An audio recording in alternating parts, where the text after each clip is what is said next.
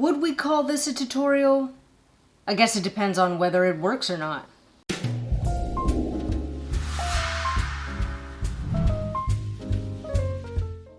Hi everyone, I'm Susan, your friendly neighborhood miniaturist, and today we have a tutorial on making a silicone mold using the Amazing Mold Maker.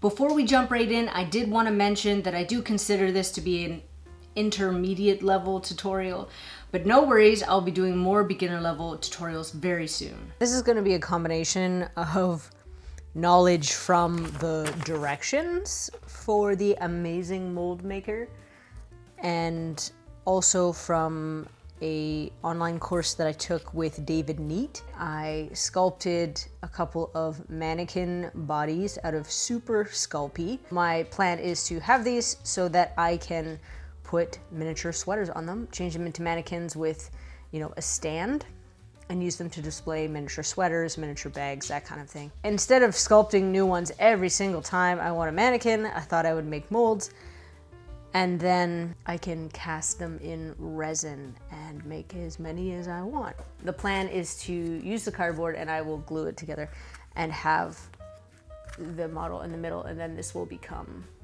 the box for the mold. The way I decided on what size is the height of this plus about 10 millimeters. David Neat recommends that if it's a hard mold, in the end, to add 5 millimeters above your piece. If it's a soft, flexible mold, 10 millimeters at least. This is just cardboard from an old box that I had. It's actually like a Christmas decoration from Michael's box. So I'm using actually the shiny side for the bottom just because it looks like it's less porous. If anything is porous, this will be less porous. And then, but I am worried about maybe some inks, so I'm just using the cardboard portion on the inside. So the first thing that we want to do is super glue our pieces onto the base so that they will not move at all during the casting process. And we'll try to plunk it right in the middle of this cardboard. If you hear that, it's not a crying baby, it's a rubber chicken dog toy. Hold that down too. In the meantime, I have had my hot glue gun warming up. It's just a low temperature glue gun, so hopefully it does the trick. What we'll use it for is actually we're going to hot glue our frame around our base. So that's the wrong, it's the wrong frame for the wrong base. There we go. So we're actually gonna use hot glue for that. When I did this in David Neat's class, I used a model glue. It did not react well to the silicone.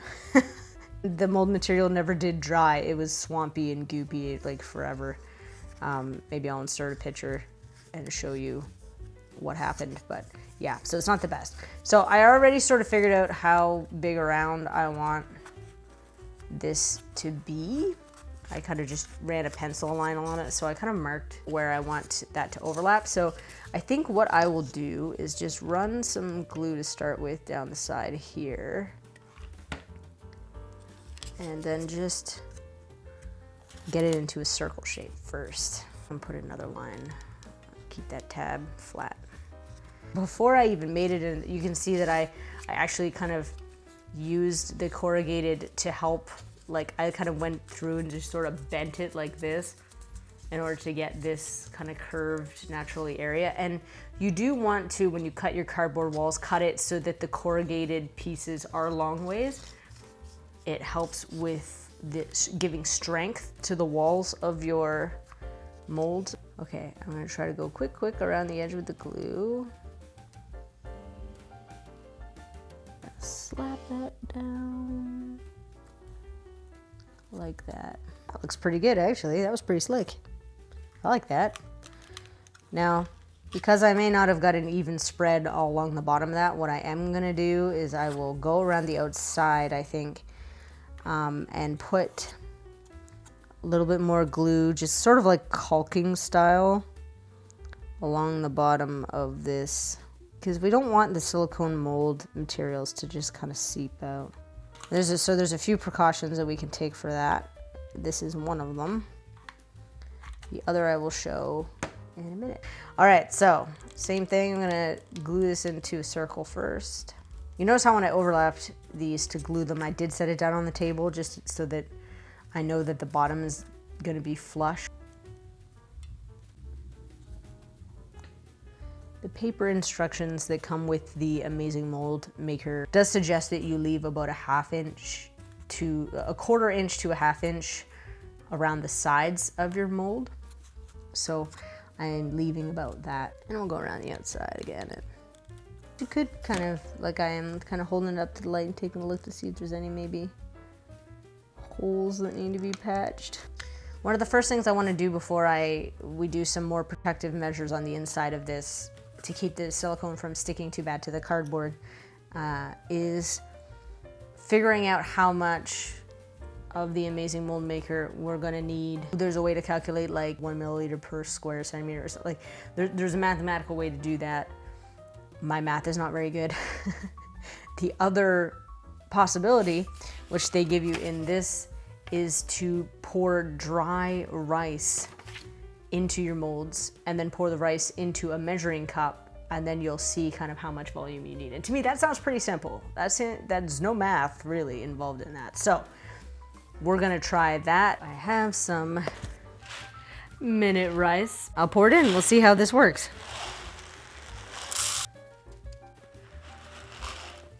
That's probably pretty good. I'm gonna mix slightly more than I need anyways, just to be on the safe side. I just grabbed the first measuring cup I could, which is pretty massive, but get all the rice out. Don't want rice in the mold, that'd be weird. Got a little dust in there. So that's the first one. Making a mess. Heavens to Betsy. I feel like this is like turned into a cooking show. 250 milliliters. Yeah, let's call that 300 to be safe. So what you do is you take that and you divide it by 2, because half of it is the A and then half of it is the B. So we need 150 milliliters of the A and 150 milliliters of the B. And that will have to be measured by volume and not by weight. Always check the directions. They only gave me in the package like these tiny, like little tiny cups. I only have tiny cups. It doesn't make any sense for me to try and pour this without having a bigger cup.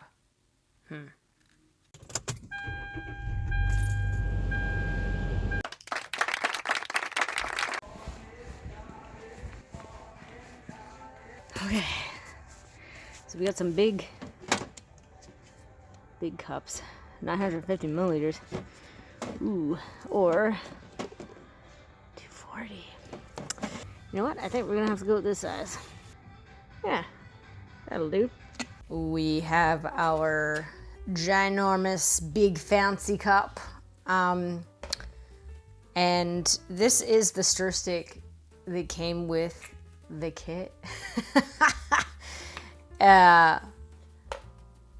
Just to be on the safe side, I pulled out a tongue depressor so to have a bigger stick. I guess that's a review for this kit. If you're going to do anything of any size, you are going to have to get a bigger container and perhaps even a bigger stick. What I am going to do is I am going to coat the inside of this around the cardboard and around the bottom of the item of my mannequin that's glued in there. I'm gonna coat all of that area with Vaseline to keep the mold from sticking to the cardboard in the bottom. Getting really close to the base of the figure will help the silicone mold not to seep underneath of the figure and seep underneath of the walls either. It's a bit of a protective measure. So this is just plain petroleum jelly Vaseline brand from the drugstore, and I'm just gonna use a paintbrush to apply it on the inside. You can be pretty liberal with this. I don't believe that the written instructions that come with the mold to say to do this, but this is how I was taught by David Neat in his model making course. There we go, I'm getting the bottom now. I did get a little bit on the mannequin, so I'm just gonna, I don't think it's gonna hurt the model any, but you also don't want to have Vaseline on there so that when the silicone mold goes in, it distorts, right? That the Vaseline somehow clunks, you know, you get a chunk of it on there or whatever, and it then distorts the shape of your model. You don't want that. And now we will do Mr. Mannequin. We're ready to mix together our side A and our side B. We'll check our working time on here in case I have to set a timer. We're mixing by volume, remember, not by weight. The working time is 6 to 8 minutes. And then we're supposed to be able to demold our item in 30 minutes. I'm probably gonna give it a bit more time than that. The full cure is 24 hours, so I may just let the whole thing sit. Quickly mix the silicone for 60 to 90 seconds. Let's set a timer for 2 minutes. Just to be sure. If we think it's mixed a little bit before that, that's fine too. I want to be safe, so I'm going to put about 350 in this. So I need half of each. So 175 of A and 175 milliliters of B. The lines between 120 and 80 are actually 10-point lines. 60, 70, 180. So our first half is actually going to be right in between these two lines, which is kind of a pain. Going in with part A. And I'm sorry if some of this is off screen because I'm really gonna be watching closely that line. Gooey. It's actually pretty hypnotizing to watch. I wish I could like move the camera angle like right here. Oh, it's very close. Oh, that's so close to right between those two lines. That is as close as it's gonna get. All right, here we go, part B. To the 350 line. There. My 2-minute timer is going. And that's the maximum amount of time I'm gonna allow myself to stir for. We are stirring without picking the stick up and putting it back in. Scraping the sides, scraping the bottom, scraping where the sides meet the bottom. But we want to really make sure that this is combined. We may not need the full 2 minutes, even though I'm always paranoid about stirring enough to combine. Let's start filling our molds. So we're gonna pour in, we're gonna pour off to one side, try to create a small stream to try and avoid bubbles. Allow the mold to just naturally fill around the object. It'll spread and even itself out as you pour in. This cup would be nicer if it had sort of a lip built into it. I feel like I'm having a little trouble directing the stream. That sounds not as wholesome as I would hope. 6 to 8 minutes can go faster than you think. Especially when we're pouring 2 molds. But it actually looks kind of gory right now. I feel like I'm starting to get low on the silicone mold liquid, which is concerning. That wasn't the most elegant. Okay, so we used almost all of the mixture in there, and that was 50 milliliters more than I thought that I needed, so always err on the side of mixing more, definitely. I'm just gonna drop them from a very short height on the top of the table, just in the hopes that that will force any bubbles that might be hiding in there up to the top. I do see a few bubbles on the top of this one. I'm gonna go in and see if I can maybe pop these. Those are our molds. So they should be left lying on a relatively flat surface. And then we will come back when they're dry and we'll demold them and we'll see how they turned out.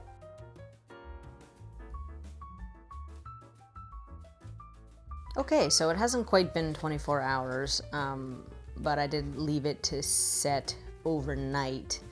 And it says technically you can demold in 30 minutes, so I think we're pretty safe, although I won't use it to cast anything until we're past the 24-hour mark. Let's see how things turned out. Lightly score through the cardboard a bit here.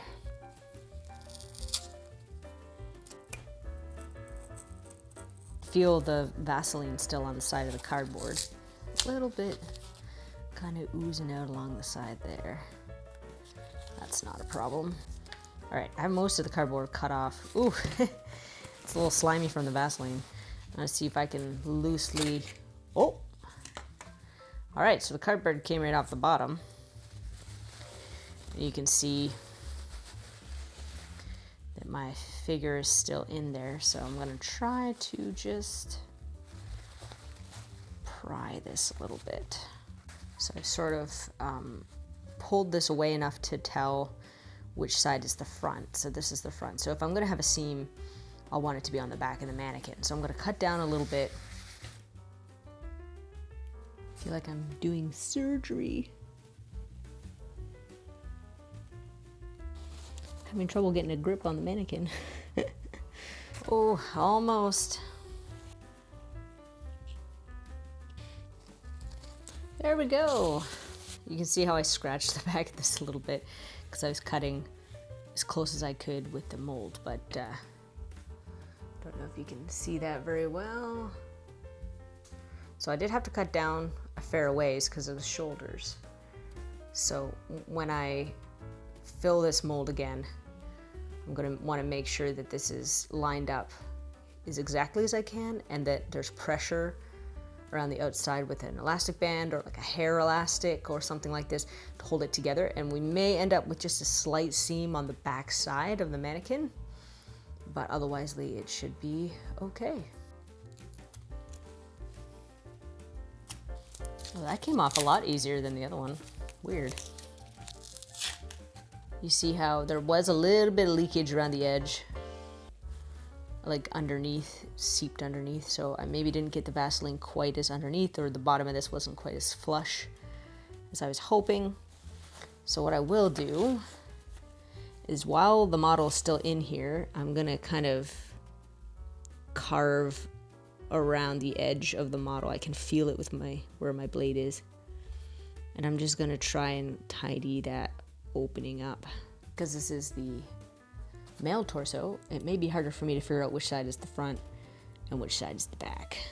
Upon hindsight, realizing that I would definitely have to do this, I would have marked the cardboard, put little stars kind of with some permanent marker on the front side, and then been very careful when I was taking that off so that I would know immediately which side was the front and the back. Oh, now I want to double check. Okay.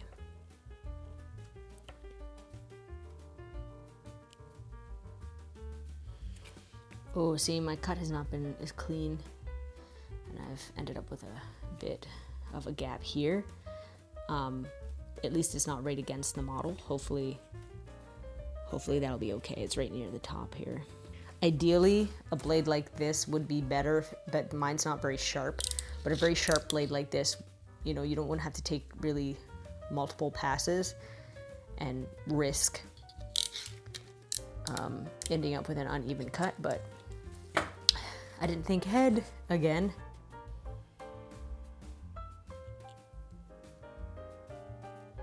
I'm trying not to cut all the way to the bottom. Yeah, I had to kind of tip it to the side and pull up, but he's free. You can see from the scrape that I made down his back, I did indeed pick his back, so that's great because there's not a whole lot of difference. And I'll wash this one as well with some dish detergent, something to try to get that grease of the Vaseline off of the outside. Obviously the inside's not so much of an issue because I didn't Vaseline the figures. So anyway, there we are. 2 molds. Since the filming of this tutorial, I did do a couple of resin casts in the silicone molds, and they turned out very well. Here they are here. And there's just a very, very, very slight seaming on the back. It's very slight, but I'm very happy with how these turned out. If you're interested in a tutorial on how to cast resin in silicone molds, leave a comment below and I'll see about adding it to my list of tutorial videos. If you found this video helpful, make sure you like and subscribe for more tutorial videos. And in the meantime, make sure you don't drink the paint water. Looks like coffee, but it's not. Do you ever thank your past self for helping you in the future? Kind of like, past Susan just helped you know, present season. Anyway, I spend too much time alone. I think that's probably what that's all about.